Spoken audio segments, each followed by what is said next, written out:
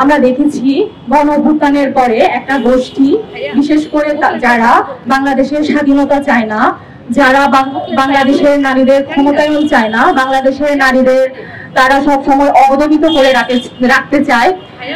আমরা দেখেছি যে তারা কখনো নারীদেরকে সাইবার বুলিং করছে, তারা কখনো স্লাট শেমিং করছে, কখনো বডি শেমিং করছে, সেটা সোশ্যাল মিডিয়া হোক কিংবা প্রকাশ্যে হোক।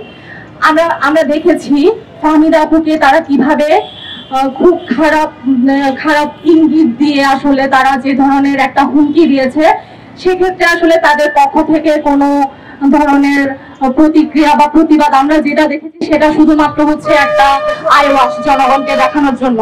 আমি আসলে তাদের উদ্দেশ্যে বলে দিতে চাই, এই বাংলাদেশের মানুষ, এই বাংলাদেশের নারীরা কখনোই অবদমিত করে থাকার চিন্তা কখনো করেনি। তারা সবসময় নিজেদের অধিকারের জন্য, নিজেদের সম্মানের জন্য সবসময় তারা কিন্তু কথা বলেছে এবং প্রতিবাদ করেছে। আমি আর বেশি কথা বলবো না। আমি ফাহমিদা আপুর পক্ষে দাঁড়িয়ে তাকে সংহতি জানিয়ে